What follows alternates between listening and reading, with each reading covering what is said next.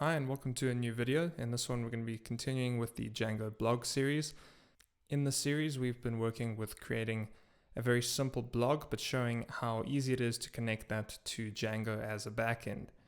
And so this is going to be a relatively short video. We're going to touch up on a few things that have been missing in the project, which are the view counting, the comment count, and also the registration and authentication of users. Now, if you'd like to follow along with this tutorial, you can just go to our Dreamblog GitHub repository and you can clone or download this project. Right now, the latest commit is this allow localhost. If you reset back to this point, then you will be at the starting point of the code that we have in this video. And so once you've got everything up and running in your editor, then let's get started.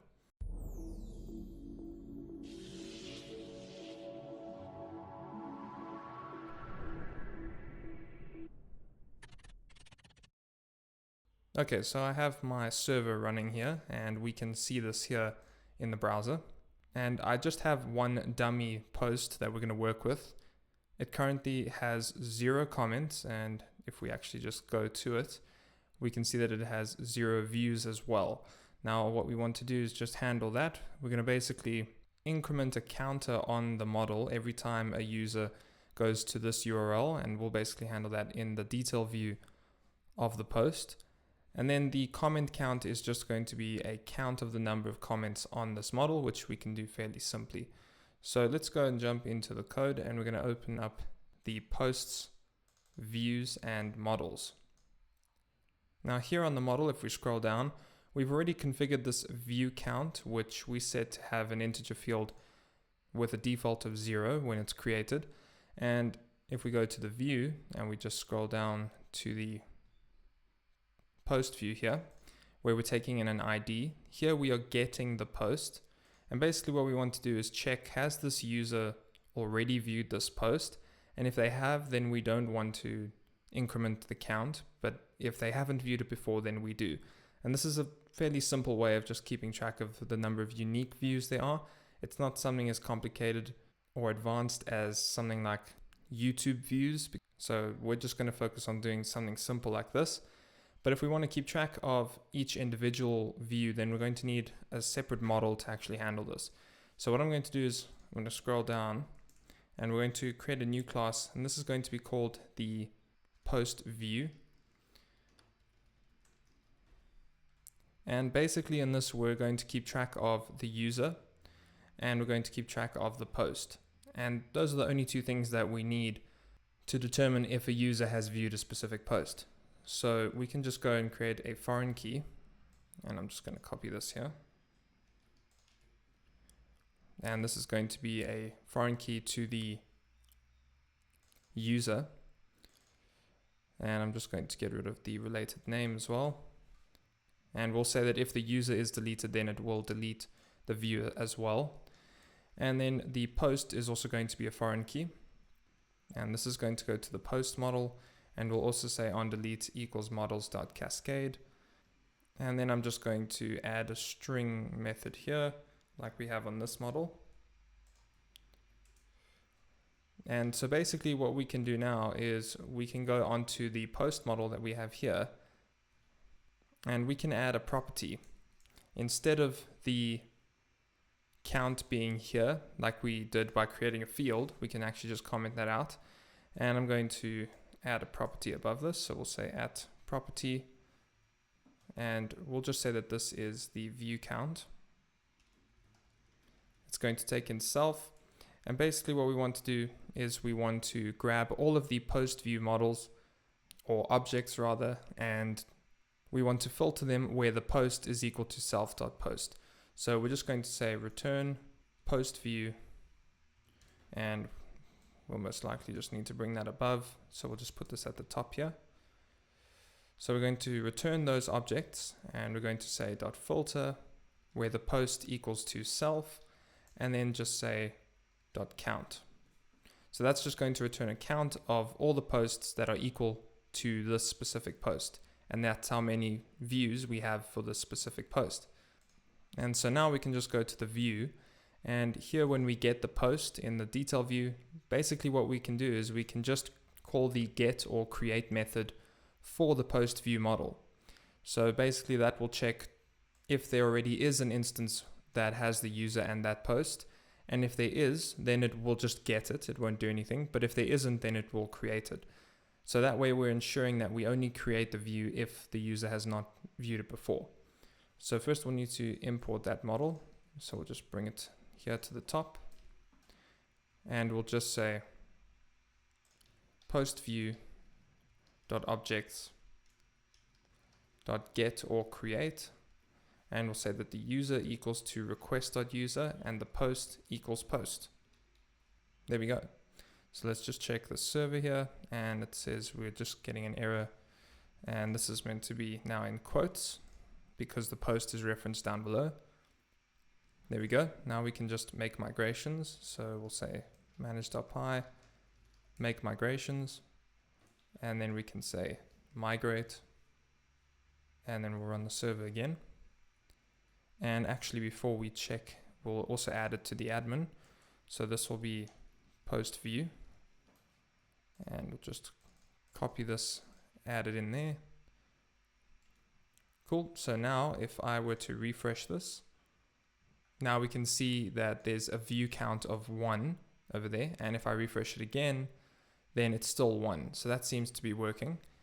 And so now we can just get the comment count working. So let's just go back here. And we were using the comment count field. However, we did create a comment model. So again, we'll want to do the same kind of logic. So instead, we can just copy this property here, paste it, and this will be called the comment count. And then we will just return comment objects.filter where the post equals self.count. Again, same logic. And I'm just going to take that and bring it above the post. And then we'll just make this string like that. And there we go. So then we can go and comment out the comment count field we put on there, because now we're going to be using the property. And so we can go back here. Let's refresh this. And we have 0. So let's put in a dummy comment here. And we'll say this is a test. And if I submit that, now we have a count of 1. Cool. So those are the counts that are now working. And now to just finish this off, we're going to add authentication. And the package we're going to use to handle this is Django AllAuth. And we have done a video on this before, which I'll link here in this video for you to check out. Basically, the package handles everything from logging in, registering, logging out, and even social account authentication with providers such as Facebook, Google, and all the rest. And it's extremely easy to set up. So we're just going to go ahead and Google this Django AllAuth. And here we're just going to click on the Django AllAuth Read the Docs page. And we're just going to follow the installation here. So first we install Django AllAuth. So I will stop the server. And we'll say pip install Django AllAuth. Then while that installs, we basically just have to check that we have some of these set up. So the context processes we already have, so we don't need to worry about that.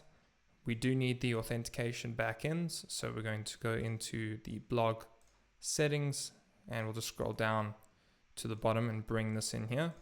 Cool. So there's the authentication backend, and we'll just put a comment here and say this is Django AllAuth. Then we're going to need some of these installed apps as well. So we'll just copy all of that, come to the top, and then here we will just paste them there. So we need Django contrib.auth, but we already have that. We do have messages as well. So sites is the only one that we don't have. Then we need AllAuth. I'll leave AllAuth account and social account in, although we won't be using social account in this tutorial. So there we have the installed apps. And if we scroll down, the last thing here is the site ID. So we'll just bring that here. And then we can go and grab the URL pattern to add into our project's URLs. And we'll just add it here at the end. And we'll change it to a path as well. So this will be path to accounts, and we're just including all auth.urls, which is all good. And then we can just say migrate. So I'm going to do that now. So we'll migrate everything. And there you can see those migrations were made.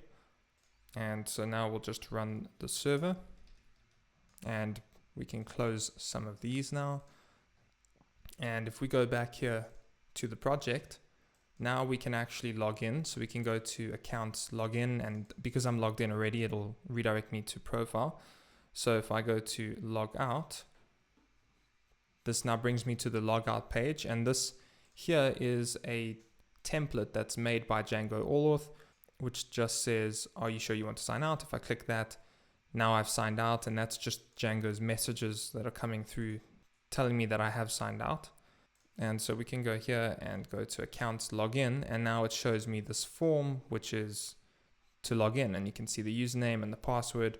And if I do that, if I fill in username and password, click sign in, and then I get redirected to accounts profile, and we can just go back to the main page here.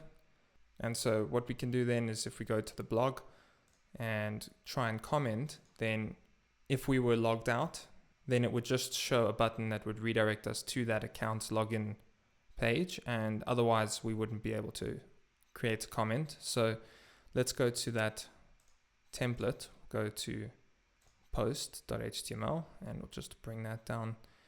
And all the way at the bottom here, it says if request.user is authenticated, then we can leave a reply, and it's got a form. And then at the end of this, we can say else. So if we're not authenticated, then we're going to just want to leave a button, and this button can just say login to comment, and we'll say that this is button primary, and actually instead we'll make it an A tag, and we'll say that the href here is going to take us to a URL, and so that URL is going to be account login. Let's see if that's the correct one. And I'm just going to log out as well. So if I log out, go back to that post, then we're also seeing this anonymous user object is not iterable. And so we can go and handle that in the view. So what we can do here is we can say if request.user.is authenticated. So by doing this, what we're doing now is we're saying if the user is authenticated, then we will actually create the view. Otherwise, if they aren't authenticated, then we're not going to take that as a valid view.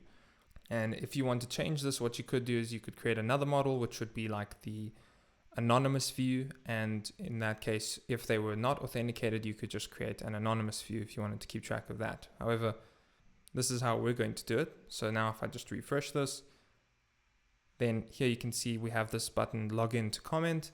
If I click that, it takes me to the accounts login page. And from here, we can then log in, or we can sign up. And from that point, you'll then have an account which you can use to comment.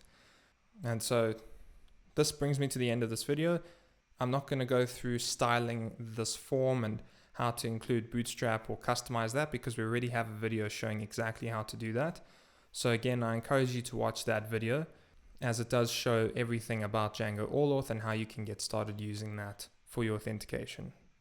And so if you've enjoyed this video, then leave a comment down below. Let us know what you thought. Otherwise, thanks for watching. Don't forget to subscribe, and we'll see you in the next one.